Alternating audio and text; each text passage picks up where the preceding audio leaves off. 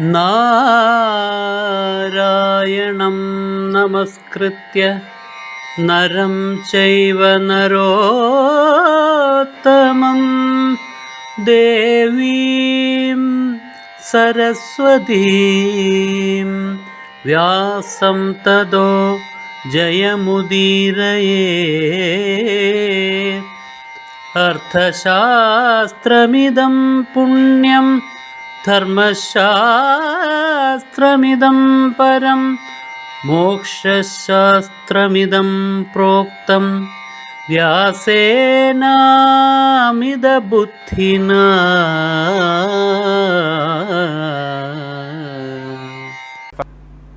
വിധിപ്രകാരം മന്ത്രം ജപിച്ച് ദേവന്മാരെ ആഹ്വാനം ചെയ്ത് കർമ്മങ്ങളെല്ലാം പൂർത്തിയാക്കി ഹവിസ് അഗ്നിയിൽ സമർപ്പിക്കുന്നു. അഗ്നി ഭഗവാൻ അതിനെ അതത് ദേവന്മാർക്ക് എത്തിച്ചു കൊടുക്കുന്നു. ഏതൊരു ദേവന് വേണ്ടിയിട്ടാണോ ഓരോരോ സന്ദർഭങ്ങളിലായിട്ട് ഹവിസ് അർപ്പിക്കുന്നത്, അത് അതത് ദേവന് തന്നെ എത്തിച്ചു കൊടുക്കുന്ന വ്യത്യാസം കൂടാതെ. അങ്ങനെ ഈ ഹവിസ് മുഴുവൻ അഗ്നിയിലാണ് അർപ്പിക്കുന്നത്. നെയ്യ് തുടർച്ചയായി അഗ്നിയിൽ സമർപ്പിച്ചു കൊണ്ടിരിക്കുകയായിരുന്നു. ഇങ്ങനെ നെയ്യ് ധാരാളമായിട്ട് ഈ അഗ്നി ഭഗവാൻ സ്വീകരിക്കേണ്ടതായി വന്നു. ഹവിഷാച തതോവന്നി പരാം തൃപ്തിം അഗച്ഛത. ഇങ്ങനെയുള്ള ആ ഹവിസിൻ്റെ അർപ്പണത്താൽ ആ അഗ്നി ഭഗവാൻ വളരെയേറെ പരമമായിരിക്കുന്നതായ തൃപ്തിയെ നേടി പൂർണ്ണ സംതൃപ്തനായി കഴിഞ്ഞു.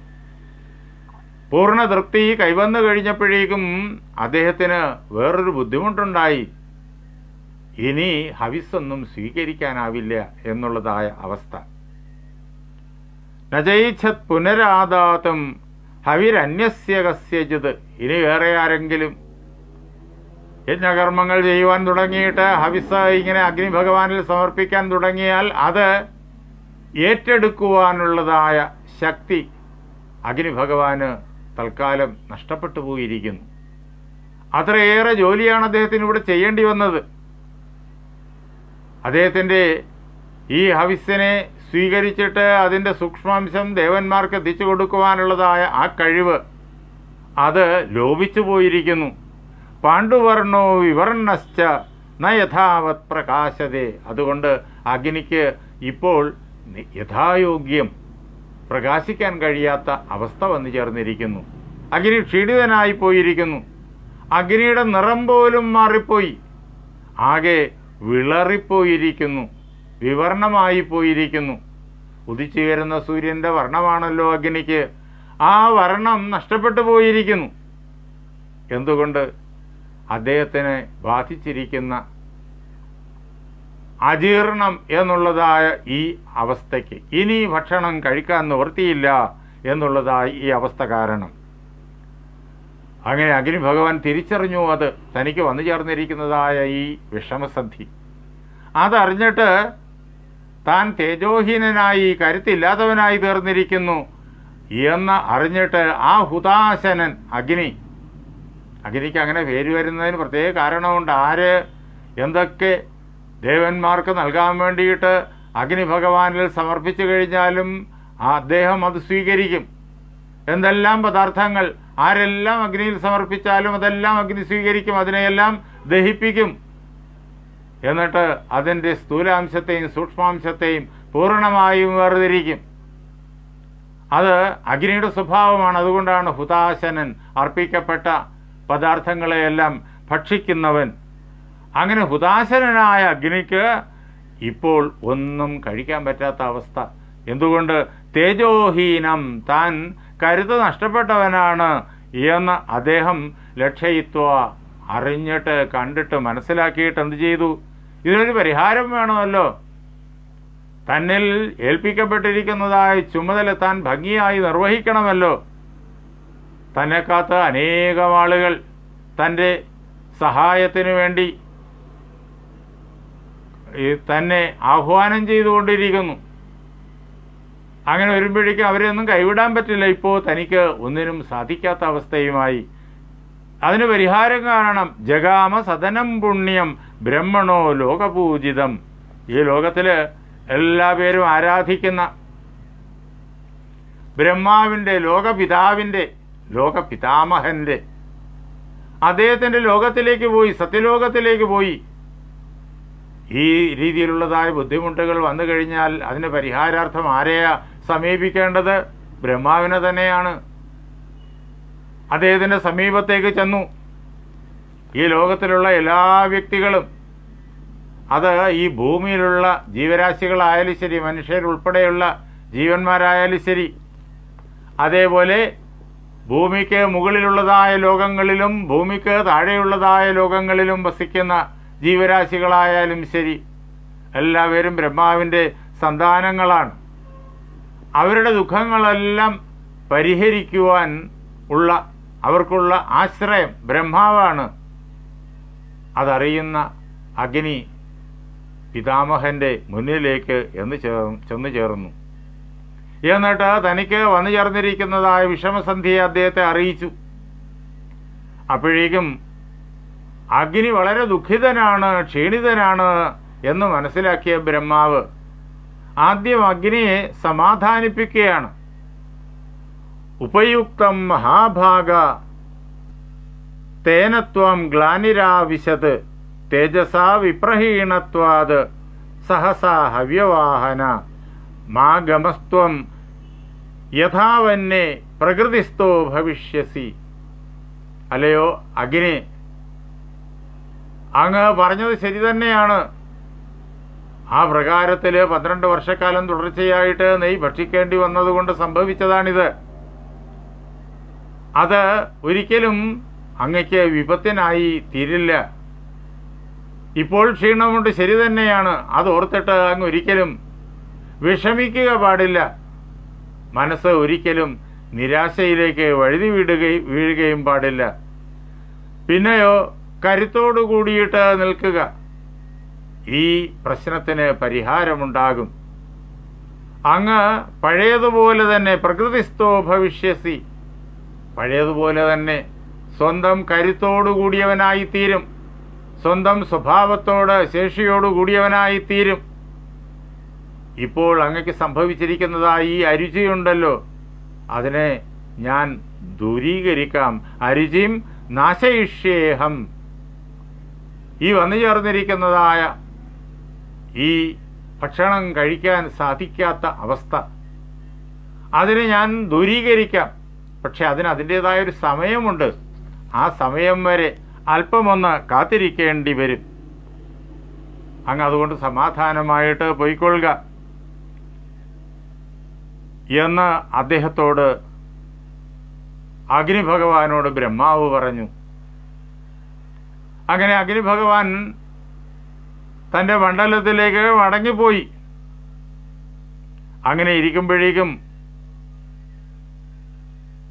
ബ്രഹ്മാവ് തന്നെ തന്നോട് പറഞ്ഞതായ ആ ഒരു സാഹചര്യം വന്നു ചേരും ഉടനെ എന്ന് അദ്ദേഹം പ്രതീക്ഷിച്ചു.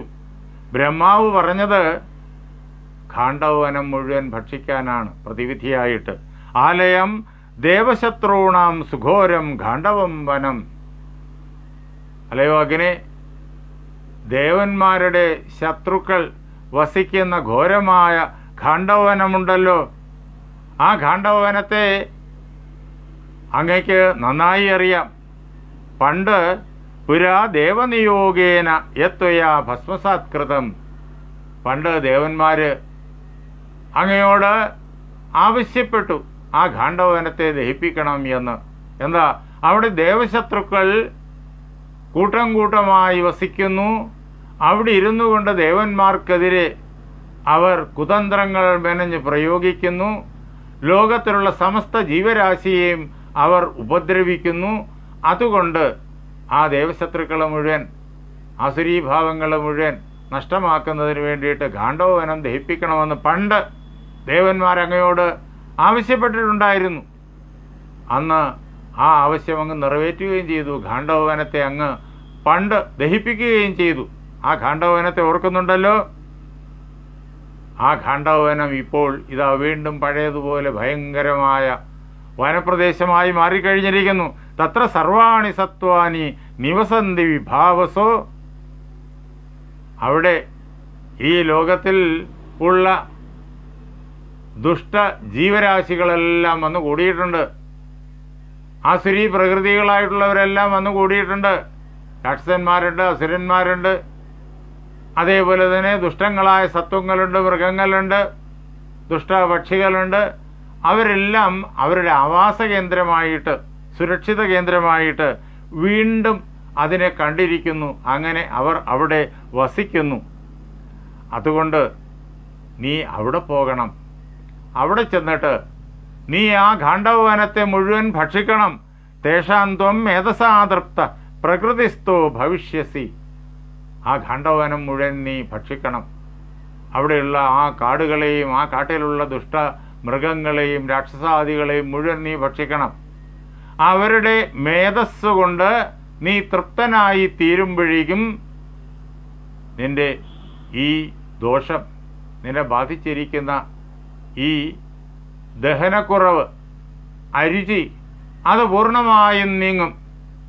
നീ ഇതിൽ നിന്ന് വിമുക്തനായിത്തീരും, പണ്ടത്തെ പോലെ കരുത്തനായിത്തീരും എന്ന് ബ്രഹ്മാവ് പറഞ്ഞിട്ടുണ്ട്. അത് ഇപ്പോൾ തനിക്ക് ചെയ്യാൻ സാധിക്കും, ഇപ്പോൾ തനിക്ക് പ്രവർത്തിപ്പിക്കാം എന്ന് അഗ്നി ഭഗവാൻ വിചാരിച്ചു.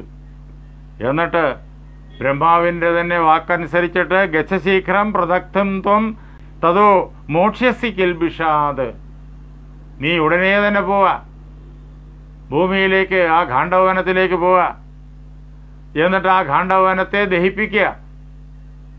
അങ്ങനെ ദഹിപ്പിച്ചു കഴിഞ്ഞാൽ നീ ഈ കഷ്ടപ്പാടുകളിൽ നിന്നെല്ലാം വിമുക്തനായിത്തീരും എന്ന് ബ്രഹ്മാവ് പറഞ്ഞു. അത് കേട്ടിട്ട് അഗ്നി ഉടനെ തന്നെ ഗാണ്ഡവവനത്തിൻ്റെ നേരെ അതിനെ ഭക്ഷിക്കാൻ വേണ്ടിയിട്ട് പാഞ്ഞു ചെല്ലുകയാണ്. ആഗമ്യ ഖണ്ഡവം ദാവം ഉത്തമം വീര്യമസ്ഥിതഃ സഹസ പ്രജ്വലച്ചഗ്നി ക്രുദ്ധോ വായുസമീരിത. വളരെയേറെ കരുതോടുകൂടിയിട്ട് പാഞ്ഞു ചെന്നു. ക്രുദ്ധനായി അതിനെ മുഴുവൻ വിഴുങ്ങാനുള്ള ആ ഒരു മാനസികാവസ്ഥയോടുകൂടിയിട്ട് പാഞ്ഞു ചെന്നു. സഹായിയായിട്ട് വായുവുമുണ്ട്. അഗ്നി ഭഗവാന് എപ്പോഴും സഹായിയായി നിൽക്കുന്നത് വായു ഭഗവാനാണ്. ആ വായു ശക്തമായിട്ട് വീശുമ്പോഴേക്കും അഗ്നി വർദ്ധിക്കും. അങ്ങനെ വായുവിൻ്റെ പിൻബലത്തോടുകൂടി വർദ്ധിത വീര്യനായിട്ട് വളരെ വേഗത്തിൽ ആ ഗാണ്ഡവത്തിൻ്റെ ചുറ്റുമായി അഗ്നി ആളിക്കത്തി തുടങ്ങി. ഗാണ്ഡവവനത്തിന് ഉള്ളിലേക്ക് പ്രവേശിച്ചു തുടങ്ങി അഗ്നി. അപ്പോഴേക്കും ഗാണ്ഡവവനം ആളിക്കത്തി. അഗ്നിനാളങ്ങൾ ആകാശത്തിലേക്ക് വളരെ വേഗത്തിൽ ഉയർന്നു ചെന്നു. പുകയും അതോടൊപ്പം ഉയർന്നു ചെന്നു. ഈ അവസരത്തിൽ അവിടെയുള്ള മൃഗങ്ങളെല്ലാം തന്നെ ആദ്യം പരമാവധി പരിശ്രമിച്ചു ആ അഗ്നിയെ തടയാൻ. അവിടെയുള്ള രാക്ഷസീ ഭാവങ്ങളും അതേ പ്രകാരത്തിൽ ആളിക്കത്തുന്ന ആ വന്യയെ അണയ്ക്കാൻ വേണ്ടിയുള്ള പരിശ്രമം ചെയ്തു. പ്രദീപ്തം ഗാണ്ഡവം ദൃഷ്ട്വാ യേസ്യുസ്തത്ര നിവാസിനഃ.